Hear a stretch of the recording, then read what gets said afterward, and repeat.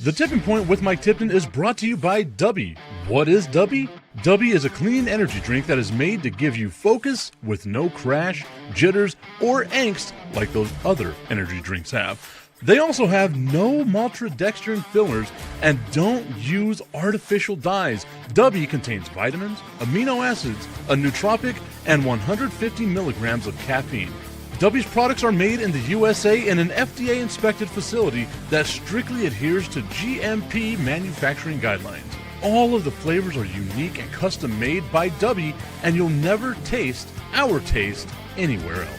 The best part about it is they're affordable. Dubby's drinks come out to about $1 per drink, much cheaper than Starbucks or any of those canned energy drinks. To learn more, visit w.gg.com/discount/MRTipton33 and place your order today. Use promo code MrTipton33 and save today. Dubby Energy, be better. What's going on, everybody? I want to tell you about my new friends over at Cleverman. Visit them online at becleverman.com. What they gave me was the energizing face and beard scrub along with the Cleverman face scrubber. And trust me when I say this, the energizing face and beard scrub smells amazing. Combining it with the face scrubber, making sure that your boy was looking as good and sexy as possible, opened up a whole different sensation in my face that I haven't ever felt before.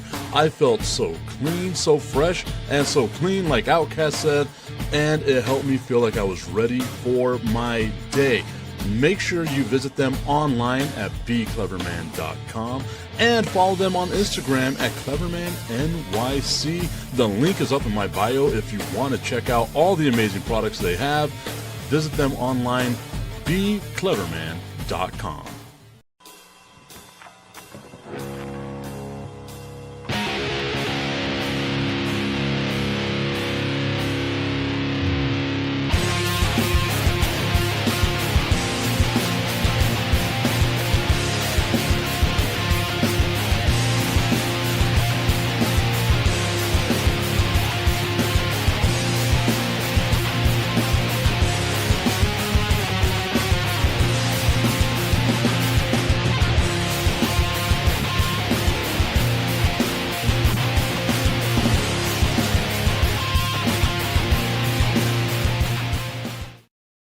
It is time for the Tipping Point with Mike Tipton. It's a Friday, so it's a TIP VIP Friday. Got my dude Augustine Pimentel hanging out with me right now, but you know the drill. It's a lazy river today. You bring up the topics, I will answer them. We are live on Facebook, YouTube, on my YouTube channel, TSBN, Under the Hood Podcast. We're live on X, and very sporadically, I got to start doing it more than just Fridays, Augustine, but we are live on Instagram right now as well. Again, TIP's VIP Friday, whatever your sports question is. Look, if you give me something like water polo, I'm not going to know the damn answer. Nobody cares about water polo, all right? But give me something real. Give me something that I can actually talk about, that Augustine and I can talk about, and we will go on from there. But Augustine, you see the hat? You know where I'm going to start today. Give me your thoughts on what happened yesterday with the San Antonio Spurs and the Oklahoma City Thunder in Game 6. Great game until the third quarter. Basically, it was a good game, back kind of like a little back and forth. That second quarter, it looked like the Spurs were about to take control, and they kind of did at the end. And that third quarter was just men against boys. But I got to say the following.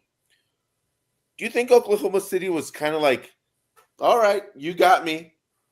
Let's go back to my house and see what happens? Definitely, and you can tell that by Oklahoma City pulling the starters with, I want to say it was 9.5 minutes left to go in the fourth quarter, right? So you kind of knew Oklahoma City, you're playing with house money.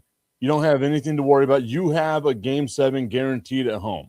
There is very few in sports home field advantages more than Game 7 at home. But I will say, Augustine, I did some research.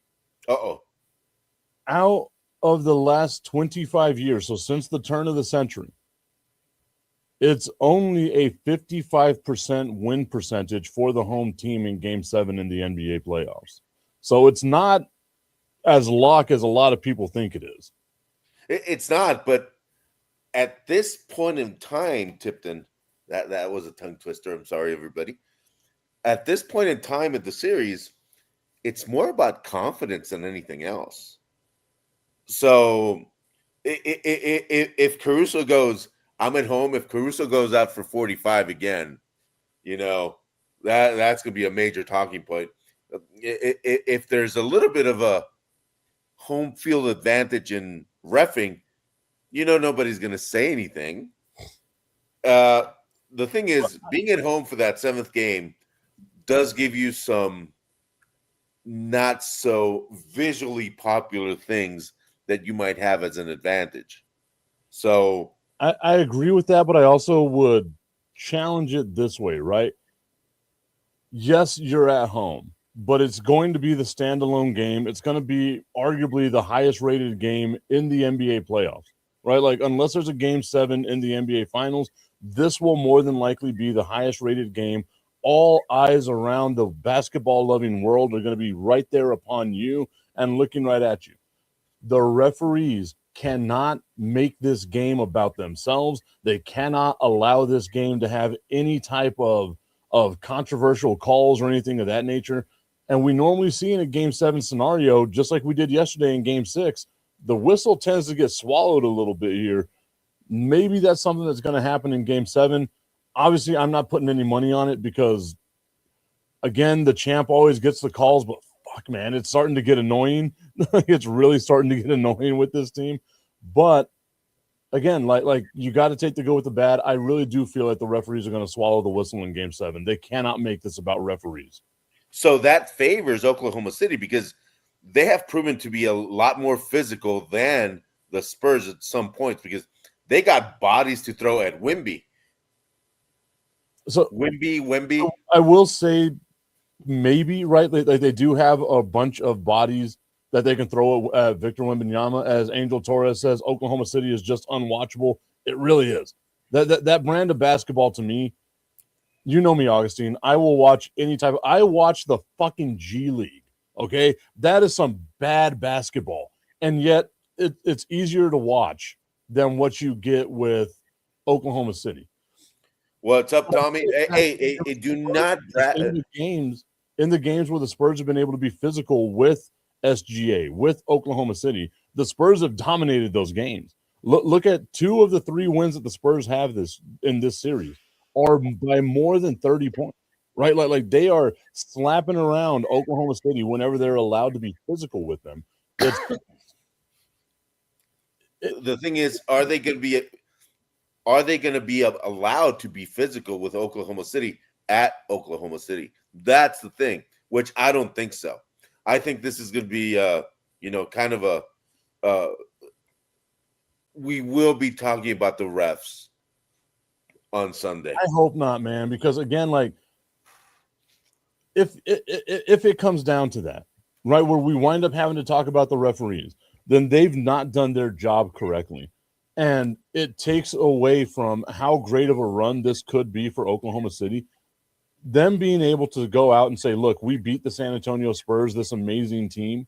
And if they go into, the NBA Finals and beat the Knicks, who have just dominated the Eastern Conference right now, if they can pull that off, then the referees helping them along the way or having the perception of the referees helping them along the way is going to be an issue that comes back and bites them in the ass. Like they just cannot – the referees cannot do this. It's not good for the NBA. And I don't know. Like I look at Oklahoma City and I see a team that has a ton of talent. But like Tommy says, let's go refs. They get bailed out a lot, man. And the shame of it is that they don't need to. They're a hell of a team without getting all the calls. Make it a level playing field. Let these heavyweights punch and duke this out, and let's get a real winner in this series because a lot of us are looking at this saying that this is the actual NBA Finals. Yeah, and because the Knicks in the finals is like a glitch in the Matrix. For some reason, I feel it as a glitch in the Matrix. Jalen Brunson. I would normally agree with you, but this is a really damn good Knicks team. Or is it a really bad Eastern Conference? That's the question. That's what I'm afraid of. I think it could be a conglomerate of both of them.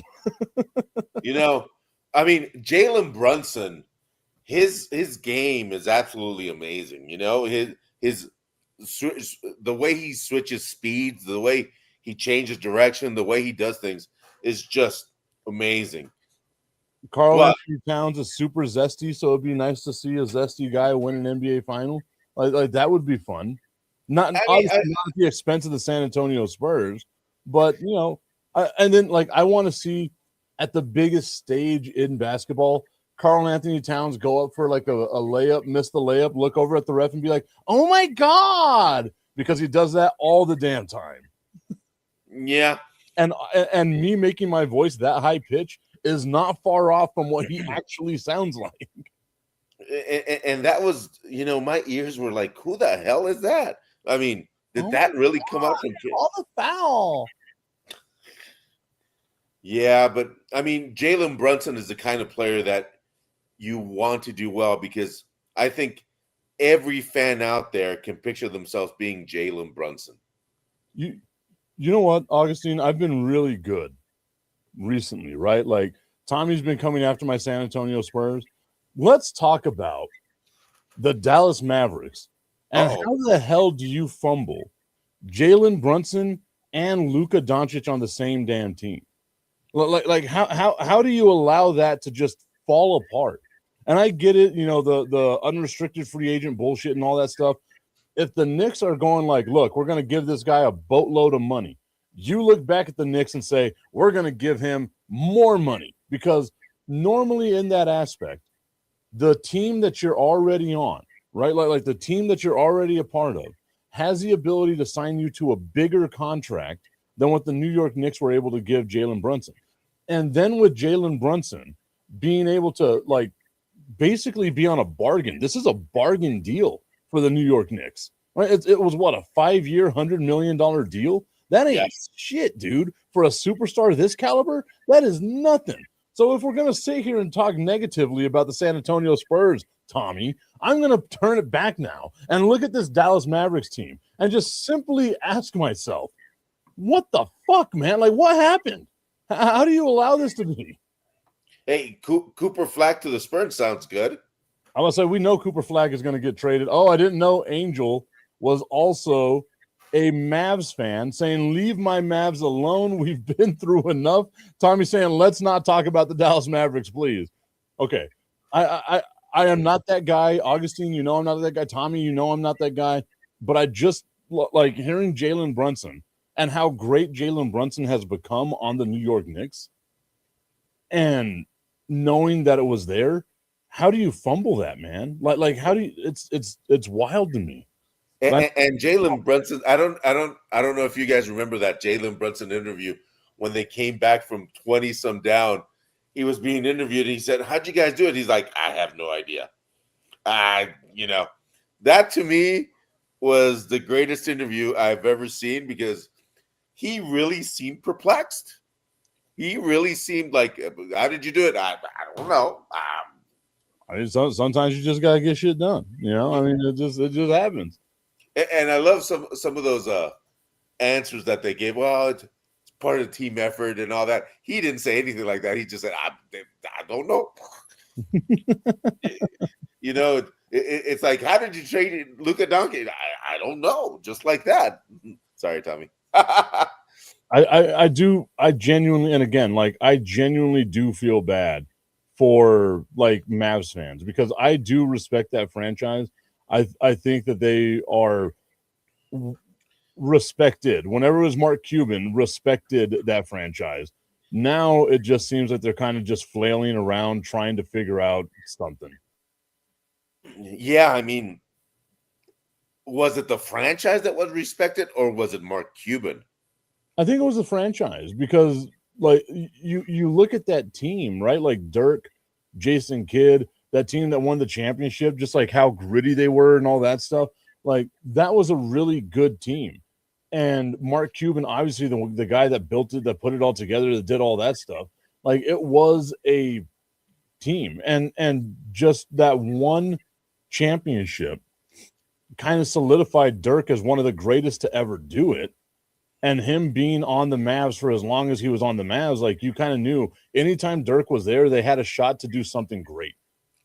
Yeah, Just see how far they've fallen is sad, man. yeah, and you talk about that run that the Mavs had. I mean, the teams that they beat for that run. I mean, that's going to be talked about forever because they had no business beating the teams that they beat. Yeah, They had no business whatsoever. again, it was an up and coming Portland Trailblazers team with a healthy Brandon Roy and LaMarcus Aldridge. Is it Brandon Roy or is it Brandon Raw?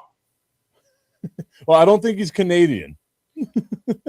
That's what I thought, but I've heard some people Brandon Raw. I'm like, Well, the other one was the hockey player for the Colorado Avalanche. There we go. That might be my might be my miscue there.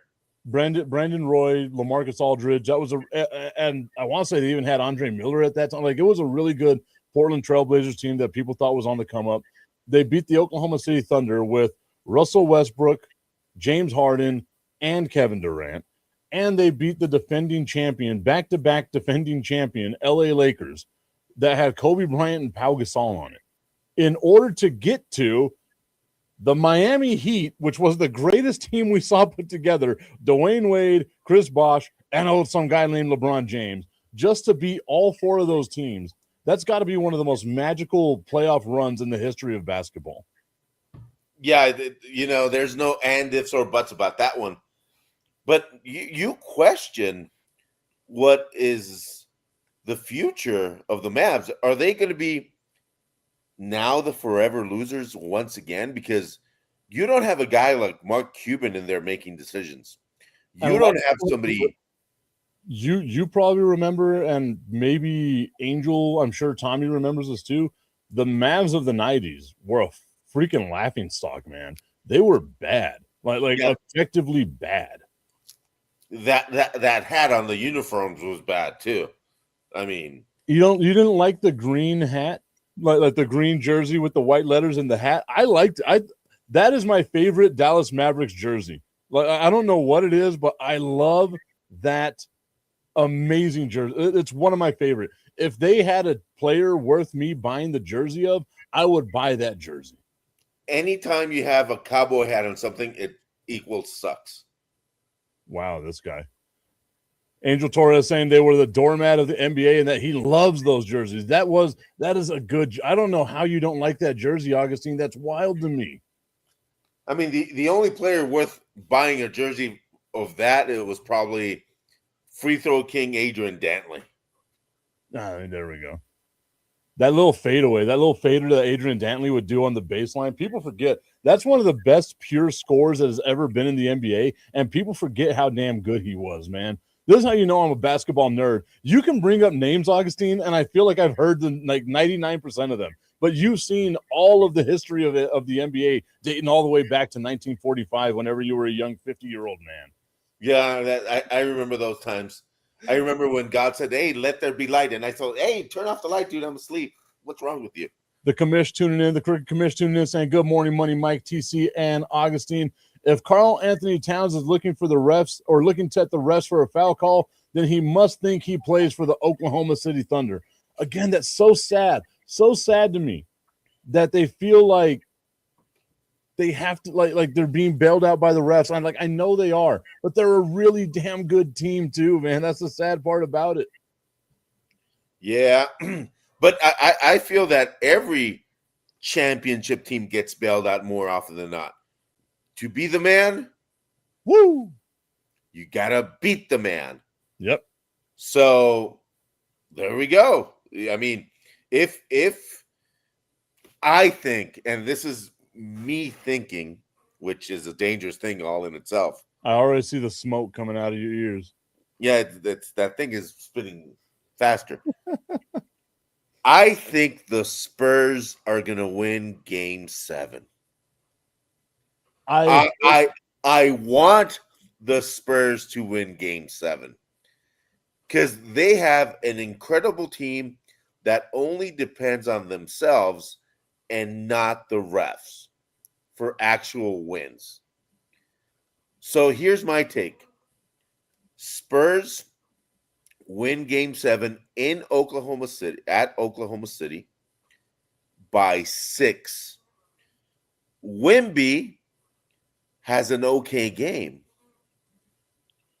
It's Castle, which needs not to turn the ball over, to have one monster dunk, and to have a 20 and 15 game. If that happens, Spurs win. So I looked it up right now just so that way I can get my math straight. I want to give you all, you know me, I like to vet myself, make sure that I got my stuff right. There have been 159 all-time Game 7s in NBA League history, dating all the way back to God knows when, right? The home team wins 74% of the time. But remember that caveat I gave you over the last 25 years, Augustine. In the last 25 years, conference final home teams, get this, are 12 and 10. So there is the possibility that the Spurs can get, like, it's not as cut and dry as we think it is. It's Game 7, anything can happen. I would love to see the Spurs win. You know that more than anybody. I am just the type of person that goes off of history. And I've got a ton of NBA history telling me the Spurs lose this game. I am going to, for the first time in my life, tell history to go fly a kite and say, go Spurs, go. I am picking the San Antonio Spurs to win this game on Saturday. I've got the El Paso Locomotive in town. I've got a job I'm going to do.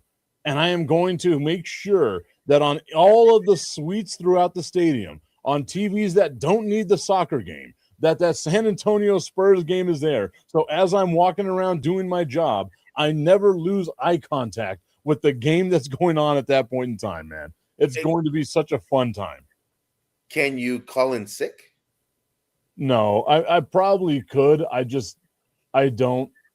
Like, I have to be there if something goes wrong. I would feel so bad trying to have other people do what I have to do. You know, I feel horns coming out of here telling you, could call sick. No, I can't do that. You already know I'm not going to be able to do that. It'd be so easy to do it, but I just can't. I'm not that type of person. I wish I was. I am not that type of person.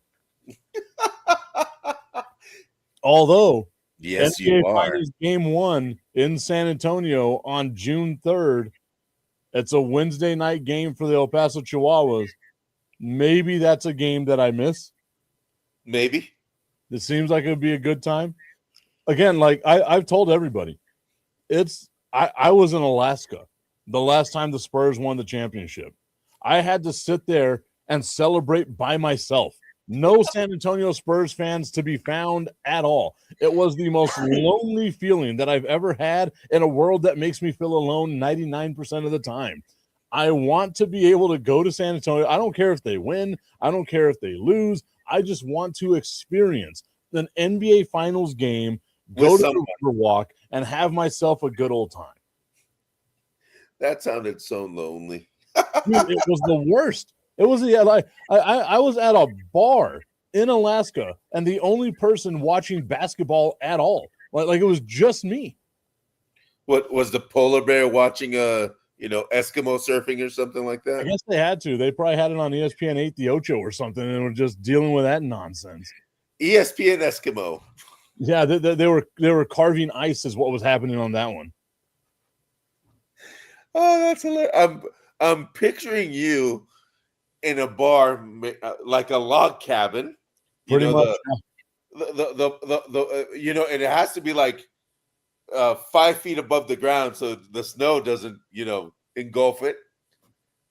I'm picturing polar bears like at a mile distance, swimming and getting their fish, and you all lonely watching the Spurs. So basically what you're picturing is me like in like one of those ice fishing huts with a TV on is what you're basically picturing right now. It was not that lonely. It was very lonely, yes, but it was not that lonely. Hey, just wondering, man, oh man, that's lonely, man. That's bad. That's bad. Yeah, I mean, so I was in North Carolina the last time the Yankees won a World Series. which was awesome. A lot of Yankees fans in North Carolina was able to hang out at some bars, have me a good old time. But Alaska, man, Alaska for the Spurs to win. And you know, I love basketball more than I love any other sport. So that is my thing. Being in Alaska, the only person at a bar that had like 50 people in it, but I'm the only one that gives a shit about what's going on. I had to tell them, like the NBA finals are on right now. Would you be able to put that up? Like LeBron James and the Heat versus the Spurs? That would be awesome if you could do that for me. Oh, what channel is that on? I had to search what damn channel it was on for them. Oh, Tommy's saying that his baby girl is graduating tomorrow. Congratulations to her. Dude, congrats. And tip, hey, Tommy, you need to send us a pic so we can put it up and everything. Because yesterday, and Tipton knows this, I had a proud dad moment. And we'll I don't want to bother anybody, but my son, top 5 in his class, he made the varsity team in his school, but you know how they go varsity JV, varsity JV because they're on both. He got the MVP for the JV team for the entire year, and he's part of the National Honor Society now. So good grades. Hell, an athlete. Takes after his dad, of course. Come on. I mean, who is his dad? I don't know. You got to introduce me to him. But he takes after him. That's all I'm going to say. I mean, it's super. Like, this is the place where like we should flex about our kids. And Tommy, that's awesome that your daughter is graduating. Congratulations to her.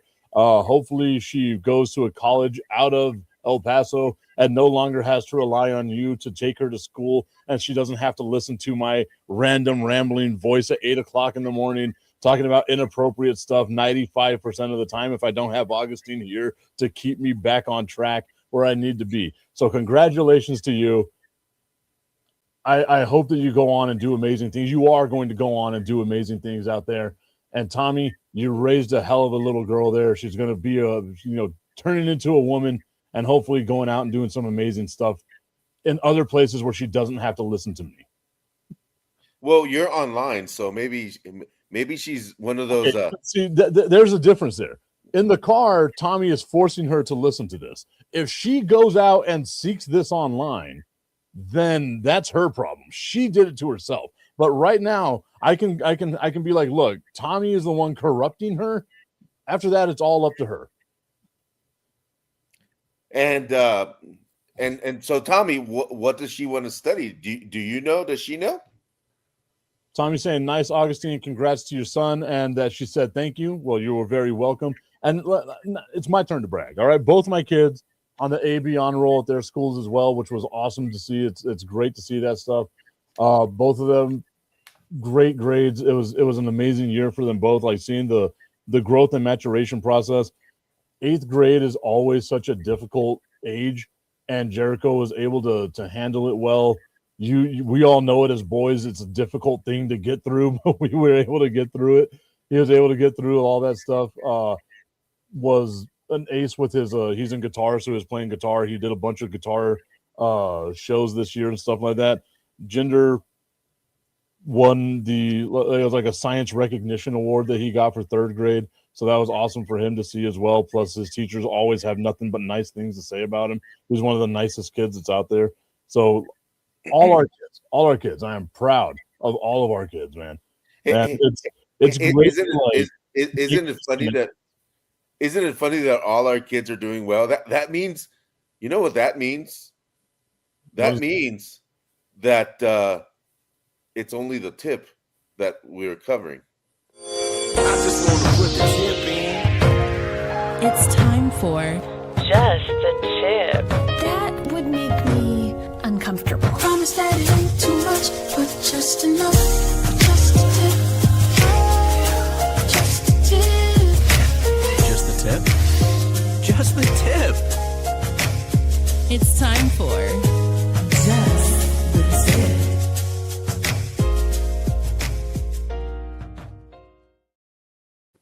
Just the Tip and Proud Dad Moments are brought to you by our friends over at www.myhappynuts.com. Guys, if there's one thing that you can be proud of, if you have amazing kids out there, it's that they came from your nuts. Make sure your nuts are well taken care of with www.myhappynuts.com. The Comfort Cream is my go-to. Use that promo code Mike Tipton at checkout and save on all of your male grooming needs. That was horrendous, and I apologize, but the joke was there, and sometimes you got to knock it out the park when you get that type of a softball thrown your way.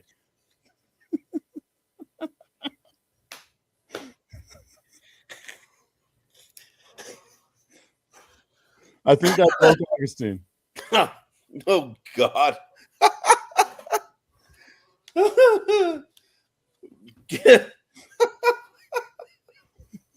Sorry, everybody. That was just.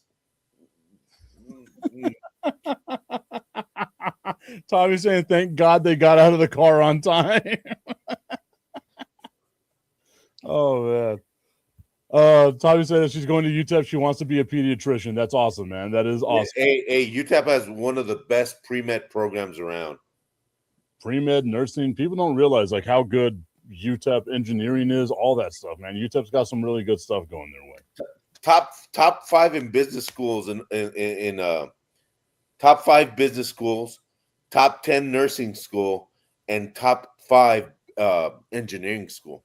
Yeah, that's how good UTEP is, and we take it for granted. Sports wise, it's not good, but academically, yeah, you know. Hey, you know what? Sports wise, they're one of the top 136 schools in Division I. I see what you did there. Out of all of the 136 schools in Division I, UTEP is one of them. I thought you were going to say UTEP is one of the top 136 schools in sports. Out of the 99 Division I schools, they're 136. Okay. Well, I mean, kind of. Sometimes, maybe they are. And I want to point out something. And you work for the Chihuahuas and for the Locomotive, and you're starting to appreciate soccer. But what a travesty happened this week when ex-Locomotive and player was not included for the World Cup squad, which is Diego Luna. That was a complete another trap. And people were happy with Mauricio Pochettino being appointed the head coach for the U.S. men's national team. Mauricio Pochettino, I said it a long time ago, overrated. The guy is blowing smoke up everybody's butt. But cool thing is, 2 people from El Paso are in the national team, which is Ricardo Pepi and Cendejas, which are 2 people from the borderland, are going to be playing World Cup soccer. That just sounds amazing. You really get to see the type of athletes that come out of El Paso. I love that we have that spotlight on us now. We're seeing those athletes, right? Aaron Jones always comes to mind whenever we talk about that. Even before that, like Ray Mickens. Andrus standout, played, 14, 15 years in the NFL as a cornerback. Like, that was a great athlete. Don Maynard, I want to say, is one of the guys here as well. Won a Super Bowl with the Jets. Like, just winning a Super Bowl with the Jets, wow. But yeah. but one that people forget, and may he rest in peace, Thomas Howard was a monster. Oh yeah. Thomas Howard, he was a mean, nicest person ever, and it's so bad that we lost him. But such a young age too, man. That was damn. And there are other people from that team you might remember. Safety Joe Flaskowski. Mm-hmm. He was amazing, dude. The way he read the field and everything. I mean, and another linebacker, Troy Calavo, which now is Dr. Calavo, by the way, just so everybody knows. Wow. I mean, there is a lot of future in UTEP. The thing is, do we have the executive management to carry it to the next level? That's the thing. We know that answer. right? Like we know what that answer is. There has to be a monumental shift in thinking for the University of Texas at El Paso to reach the aspirations that we as a fan base, supporter base, kind of want them to reach to. I say this all the time, and I don't say it in a mean way. I don't say it in a, you know, arrogant way or anything of that nature. But the fact that I grew up in El Paso, spent the majority of my life in El Paso, graduated from UTEP, and still fly a Texas Tech flag behind me because I am a Texas Tech fan goes to show you how UTEP. We were talking about teams that like fumbled players, right? We're talking about the Mavs. UTEP has fumbled all of the goodwill that they had with the city of El Paso. We don't expect UTEP to be a winner. We never have. We just expect UTEP to give us something to be happy about. Give us a little bit of hope, right? Like that's all we want, just a little bit of hope. But we enter every single season now expecting the worst from UTEP because they've done this to us for year after year after year, whether it's basketball, whether it's football, whether it's whatever it may be that we care about. The only good things we have right now are volleyball, the rifle team, the track team, and even the track team took a little bit of a step back. Well, But with the Hall of Fame coach retiring and going away, I mean, you kind of expect that, but you got to remember how many world champions from everywhere in the world come to UTEP because UTEP's name is in track is. I mean, you had people like Michael Hanani. I mean, be here. I mean, a French national champion, a France Olympian. You had all these guys from, and I know people are going to go, oh, well, from they're Ethiopia, they're this, but they wanted to come here, and people still want to come here for track. So there is a future at UTEP. The thing is, we need to put the right pieces in there and not be Nico. That's the most important thing. just not Nico it up. Yeah, I mean, we said some names. Recently, that were heck of players, but they needed more support. That's the thing. So, just like the Mavericks, they need more support. Just like the Mavericks, they need more support. That is a great line. Sorry, That's so mean too. it But needed to be. It needed to be said. It's the truth, right? Like we are lucky to have, and not just UTEP related athletes either, right? Like Jennifer Hahn, Stephanie Hahn, like we've had a lot of guys, like you had mentioned about the soccer players being on the World Cup stage and stuff like that are here from the borderland. Like we've got some amazing athletes here, and it's cool to see that they're finally getting some love. What was it, Darrell Aranese, right? Playing in the World Baseball Classic for Puerto Rico, hitting a walk-off home run for Puerto Rico. That stuff is awesome, man. Like we had that talent cultivated here in El Paso, and it's great to see that we're finally getting. I don't know if it's the respect. I think we're working up to that respect, but we're getting the spotlight that this city has deserved for so long. Again, we're the 20th largest city in the country. It's about and it's all thanks to Mexican food. But anyway, but the thing is, 20th largest in population, fattest by far. Hey, but the thing is, we're the best city to live in. You got to remember that. Oh yeah, But safest city for population over 500,000. Like that's amazing, man. Hey, we're so far from Dallas. We're so far from Phoenix. You know, we're in this island all by ourselves that, unfortunately, we're the best kept secret. And we don't have to be a secret anymore. We need to, and this is going to sound bad, we need to come out. We need to get out of the closet and say, we're here. Tommy, help us with that. We know you came out a few years ago, so help us with that. But like you're right, man. And I feel like the only way that that's really going to happen is if we wind up getting a major league team here, right? And I've said this 1,000 times. I wanted to get the Clippers here. I wanted to get the Chargers here. I wanted to get some sort of major league team like that here. I love the Chihuahuas. I love the Locomotive, obviously, right? But if we were to have that type of platform, hell, even if the Chargers played at UTEP at the Sun Bowl for 2 years while we built them a stadium, you know what we would get here in El Paso? NFL teams. You would get the Broncos here every single year. You would get the Raiders here every single year, the Chiefs here every single year. Every couple of years, you would get the Dallas Cowboys. You would get the 49ers. You would get those huge fan bases that have a huge fan base in El Paso to be able to come here while you build your roots in a city to get this city to love you. Look at the color scheme.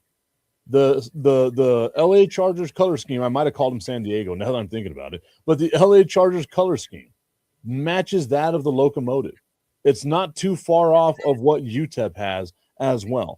It would be great to get one of those teams here in El Paso. And I get that you said this, Tommy, for what El Paso belongs to the Cowboys, they'd be gone in a couple of years talking about if the Chargers came here. LA doesn't belong to the Rams. LA doesn't belong to the Chargers. LA belongs to the Dallas Cowboys and the Oakland Raiders. We can say that flat out. You can go to an LA Rams game when they're hosting the Cowboys, and that is a 75-25 Dallas Cowboys crowd there whenever we're looking at that damn stadium. Just get the team here, and now you can cultivate. Get the youth caring about you. The city of LA does not care about the damn Chargers. Just end the discussion. They do not care about that. You should have never left San Diego, but if I'm San Diego, I ain't bringing you back. I'm not going to have what happened with the Raiders happen to me if I'm San Diego. So why not come here where you do have a loose tie with San Diego with the Chihuahuas being the San Diego Padres AAA affiliate? Maybe you get some of those fans coming over here to help support whenever the Chargers move or if they ever move. But that has always been my mindset, that those teams that are homeless, that are sharing a stadium with somebody else, find a city. You mean to tell me that you don't think that we can get 60,000 people out to a game whenever it's the Cowboys and the Chargers? Yeah, that stadium would be full. But you know what would happen with those teams that come here to El Paso? The same thing that happens every year with the Sun Bowl. They would be surprised at the hospitality, the friendliness of the people, how people carry themselves, how we don't hound them for autographs and we let them be. But that's the thing about El Paso. Like I said before, like I said 5 minutes ago, best kept secret, which shouldn't be. Best kept secret, which shouldn't be. Our guy, Chris Babcock, saying we need a UFL or Major League Rugby team before we take the next step. In a couple of years, the Locomotive could be a Tier 1 team thanks to pro relegation in the USL as well. And like I really think that the Locomotive could be a Tier 1 team. The thing is that they need a stadium. Flat out. Like I love them playing at Southwest University Park. They need their own standalone stadium that fits soccer, not so much baseball. You lose so much by not having the areas covered that you would normally expect fans to be at. So, like, before they take that next step, they've got to be able to get that stadium.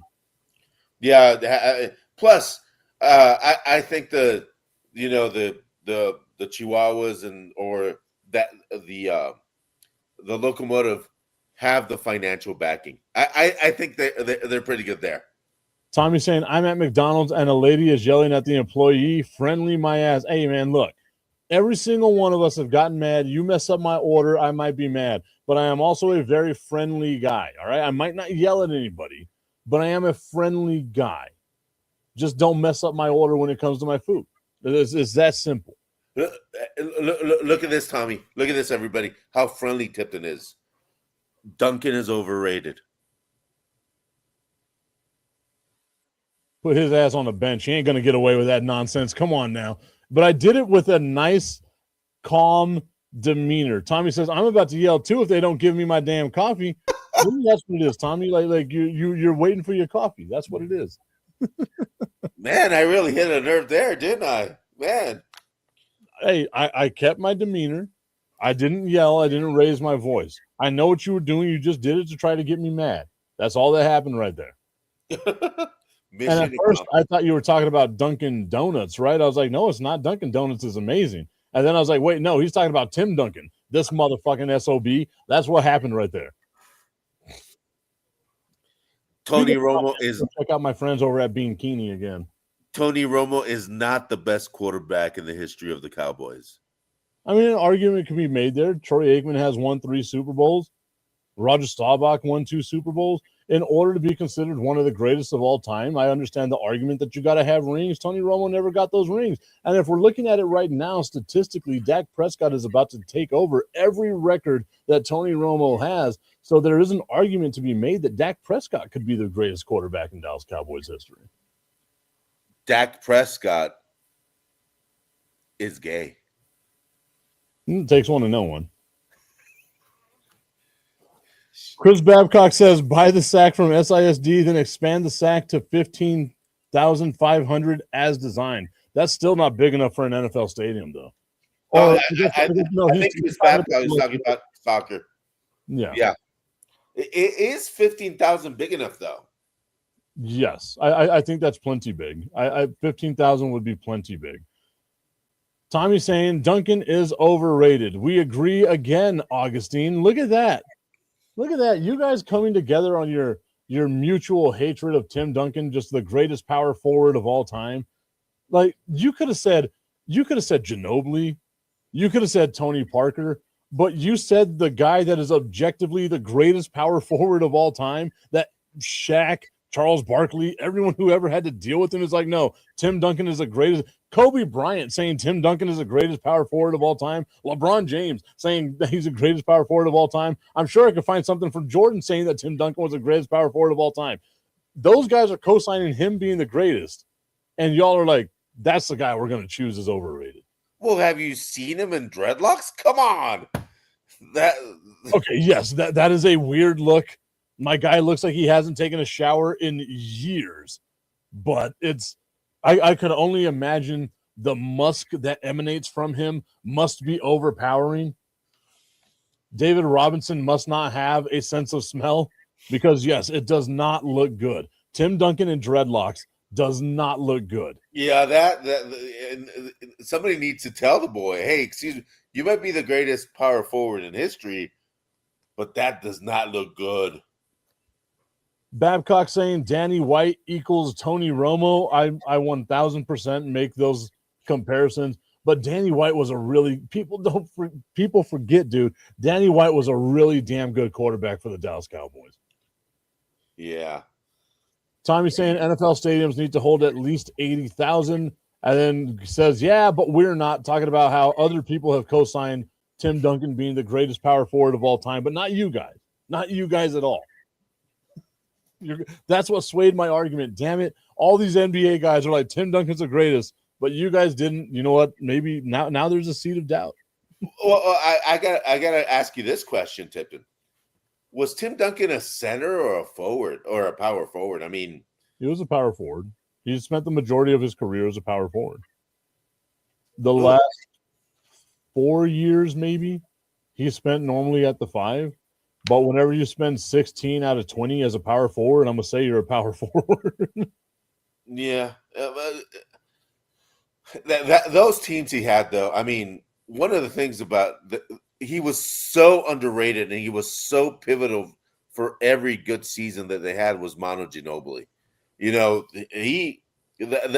I mean, that guy he's comparable to some of the greatest guards ever in history because the skill set that he had and what he did with the ball was just amazing.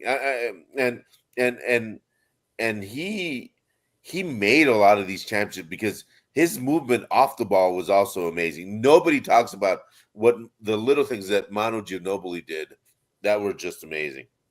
Tommy's saying Dirk is greater than Timmy. Timmy's got 4 more rings. I'm going to go to the rings argument here. you want rings. But so going back to what you were talking about with Ginobili, a lot of people don't realize this. If Ginobili really wanted to make a stink about things, he could have started for any team, and would have been a 25-point plus guy a year. Like if he got the type of usage rate that a lot of these other guys got, I wouldn't be surprised if he could have led the league in scoring once or twice, maybe, right? Like he was such a dynamic player. And even there towards the end, like you said, the fluidity, the being able to move and move his body and contort himself in order to get shots and like understanding angles and everything like that. He never really relied on overpowering athleticism, which he did have. A lot of people forget that. Ginobili was a hell of an athlete. He thrived on the mental aspect of the game. Like, I know my spot that I need to get to. I need to get there before you do. Or if you get there before me, then I need to find a way to shake you off to get to my spot. And he was a pro at it. Plus, introducing the Euro step and having that awkward lefty, push shot jumper. That's what really helped him out. And here's my question for you and for everybody out there. And I have my own say on this, but was Tony Parker overrated at the point guard, though? As a point guard, a pure point guard, yes.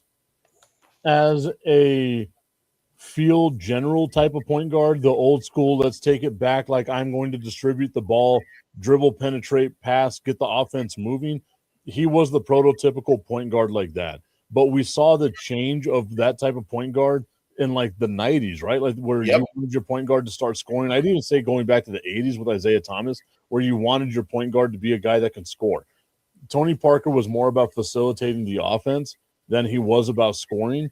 But whenever he did score, it was always the right shot. Like you never looked at the shot that Tony Parker took being like, oh, that was a terrible shot. Mm-hmm. And again, for a point guard, a lot of people forget this. The year that he won the finals MVP, I want to say it was 07. 07, correct. The year that he won that finals MVP, he shot 59% from the field.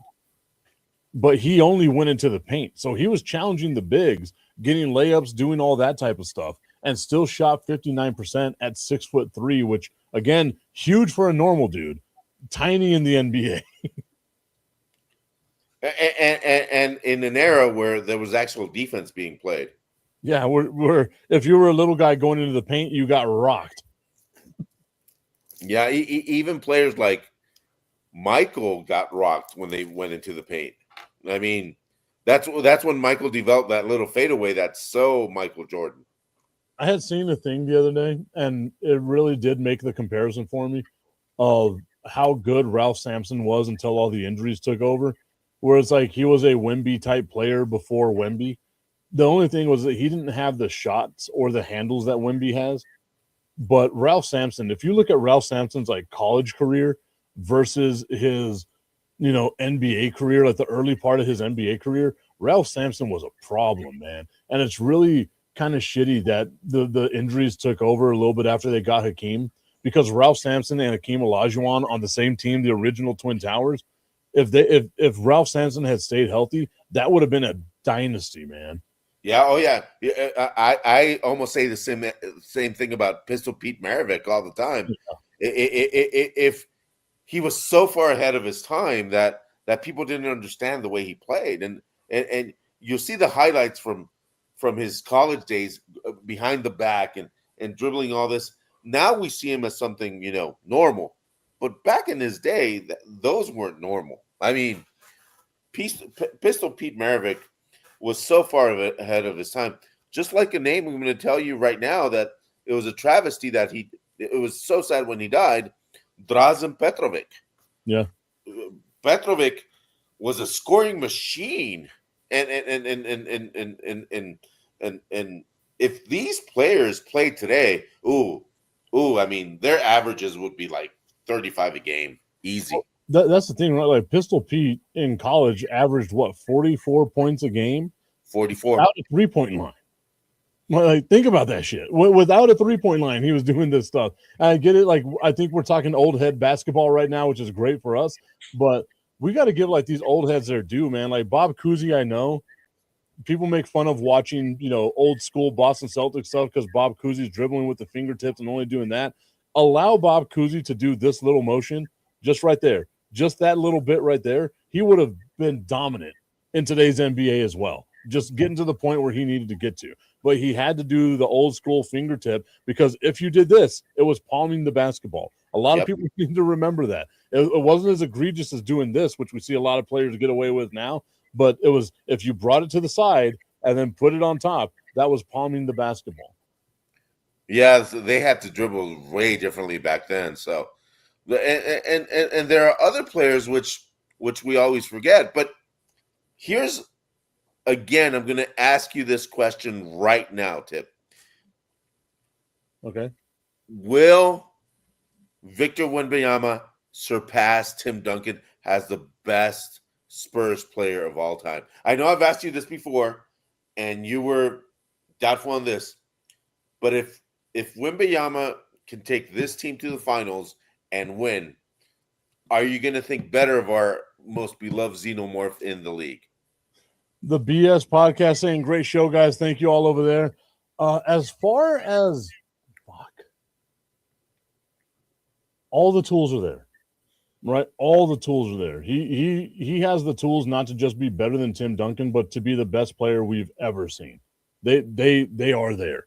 Yes. The thing is does he stay healthy? Is he able to get a 20-year career that Tim Duncan had? You know me. I'm not going to say it all comes down to rings. I think the rings argument is super overrated, especially in the NBA, because you have buzzsaw teams that prevent players from getting as much rings as they possibly can. Case in point, the 90s and Jordan, you were not winning a ring if he didn't retire. End of discussion. Doesn't mean that those players that played back then aren't as great, right? They were great players. Yes. A great example is Stockton and Malone. Yeah. Patrick Ewing, right? Ewing. There's a ton of them, all-time greats who never won a ring because they ran into a buzzsaw. The fact Jerry West has one ring does not take away from the fact that he's one of the greatest of all time. If Wembanyama can stay healthy, then yes, statistically he can probably be much better than Duncan. The thing is, does he make the impact in the community of San Antonio that Tim Duncan did? Let's not forget, Tim Duncan could have left. 2003, Tim Duncan's contract was up. He had basically agreed to a contract with the Orlando Magic. It would have been Grant Hill, Tracy McGrady, Tim Duncan on an Orlando Magic team. That's winning a championship. Doc Rivers fumbles it by saying, no, your family cannot travel on the team plane. Let his fucking family travel on the team plane. You can tell in 2003 he was already one of the greatest, right? That's what allowed him to stay in San Antonio. He said, I will never leave. If this is what the rest of the league is going to be like, I don't realize how spoiled I am in San Antonio. I'm going to stay in San Antonio. They treated me well, so now I'm going to reciprocate it, give it back to the community. Gives back to the community, and you can tell. Tony Parker never left. David Robinson never left. Manu Ginobili never left. A lot of players that played for the Spurs wind up moving to San Antonio because they just fall in love with the city itself and everything around it. I can tell the city already embraces him. He already embraces the city, talking about Wemby. Now it's all about, can he keep that mindset? Can he make sure that, again, he's not bigger than the game, he's just a part of the game? That type of stuff. Statistically, I think he can be the greatest player that ever played this game if he stays healthy. And the thing is also putting in for my taste, they're missing a couple of pieces to be that team. They're missing, the enforcer to take care of him. They're missing the Draymond kind of thing to, punch everybody else out while you protect Wemby. And that's the big piece missing, because I think Castle can do the job. I think the rest of the supporting cast can do the job. I think the backup center, I always forget his name, Kermit the Frog. That guy. I'm just hoping you're gonna get you're there. I want to see you get there. Luke Cornett. Cornette's give and take with Wemby is nothing to nothing to be taken back.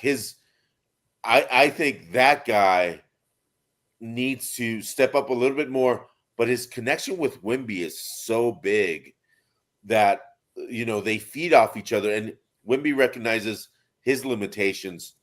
But I think that guy, which I'm not going to say the last name again, knows what his role is. And it's to be that keep Wemby happy. Yeah, and I think they got all the bases to be that team. Are they going to do it, though? That's the thing. Tommy says that Victor Wembanyama can wind up being Yao Ming 2.0. That's still a Hall of Fame career. I don't know what you're hating on there, my dude. Like, I don't think Yao lived up to the expectation that everyone had of him, but very few do, right? Like, I don't think LeBron has lived up to a lot of the expectation that people had of him as far as it comes to championship, right? Individual stats, LeBron, greatest to ever do it. But what leaves the legacy behind, once again, chasing that shadow of Michael Jordan, LeBron never reached it, right? So, like, I'm trying to figure it out right there. But here's the scary thing that I want to tell you about, Augustine, before we end the show. Right now, the San Antonio Spurs have $64 million that they can spend in salary cap. Hey, can I have a couple? Just throw me a couple bucks here. I'm good. I'll make sure Wemby's happy. Yeah, not that way, but yeah, I'll make sure. I don't know what way you're talking about, but it's weird that your mind went there, Augustine. Everybody, I want to thank you so much for tuning into today's show. Fire and Ice tomorrow, Buffalo Wild Wings. We will see you all later. Have a good time. Oh, also, Bob, Jim, and Pat Get Drunk on the Internet tonight, making our debut on the Under the Hood podcast network. We will see you all then. And also, by the way, vote on El Paso for this show. Tipton shows on there as best in the border. So I am? Yes, you are, because I voted for you yesterday. Holy shit, who nominated? Wow, wild. Whoever nominated me, you're an absolute diabolical human being. But yes, go out there and vote for me. I didn't know I was there. Now I got to start sharing stuff out. Augustine, thank you so much, my buddy. You know I got nothing but love for you. Everybody will see you then. Have a good time. Duncan's overrated.